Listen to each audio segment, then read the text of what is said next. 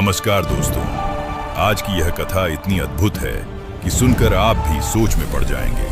क्या सच में हनुमान जी और महादेव के बीच युद्ध हुआ था? अगर हुआ तो क्यों हुआ और उस युद्ध का अंत कैसे हुआ? यह कहानी भक्ति, शक्ति और देवताओं की अद्भुत लीला से जुड़ी है, तो वीडियो को अंत तक जरूर देखें। रामायण का युद्ध समाप्त हो चुका था। लंका विजय के बाद भगवान राम अयोध्या लौट आए और धर्म की स्थापना करने लगे।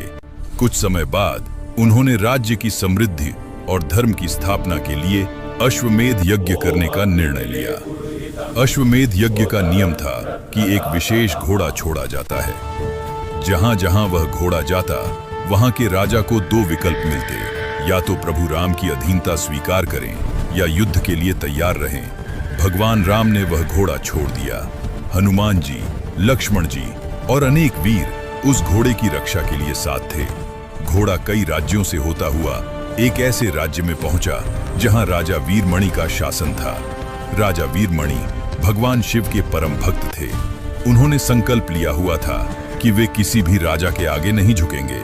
जब उन्होंने यज्ञ का घोड़ा देखा तो उसे पकड़ लिया और कहा, मैं केवल महादेव को ही अपना स्वामी मानता हूं। यह समाचार जब भगवान राम तक पहुंचा तो उन्होंने पहले शांति का संदेश भेजा, लेकिन राजा वीरमणि अपने निर्णय पर अडिग रहे।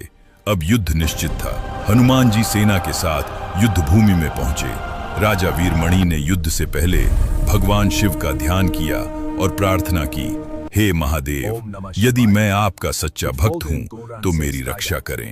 भक्त की पुकार सुनते ही कैलाश हिल उठा, आकाश में गड़गड़ाहट हुई और भगवान शिव स्वयं युद्ध भूमि में प्रकट हो गए। पूरा वातावरण दिव्य हो गया। देवता भी आकाश से यह दृश्य देखने लगे। अब युद्ध भूमि में एक अद्भुत स्थिति थी। एक ओर भगवान शिव, दूसरी ओर उनके ही अंश और राम भक्त हनुमान। हनुमान जी ने शिव जी को प्रणाम किया और विनम्रता से कहा, हे महादेव, मैं आपसे युद्ध नहीं करना चाहता, परंतु मैं प्रभु राम का दास हूँ और उनके यज्ञ की रक्षा मेरा धर्म है। महादेव मुस्कुराए और बोले, हे पवन पुत्र, मैं भी अपने भक्त की रक्षा के लिए आया हूँ। यह युद्ध धर्म की परीक्षा है। इतना कहकर युद्ध आरंभ हुआ। हनुमान जी ने अपना विराट रूप धारण किया। उन्होंने पहाड़ उठाकर फेंके, अपनी गदा से प्रहार किए और गर्जना की। महादेव ने अपने त्रिशूल से वार किया, डमरू बजाया और भयंकर अस्त्र छोड़े। दोनों की शक्ति से पृथ्वी कांपने लगी, समुद्र उफान मारने लगे। देवता भी चकित थे कि यह कैसा अद्भुत युद्ध है। महादेव ने पाशुपतास्त्र छोड़ा। यह अस्त्र इतना शक्तिशाली था कि ब्रह्मा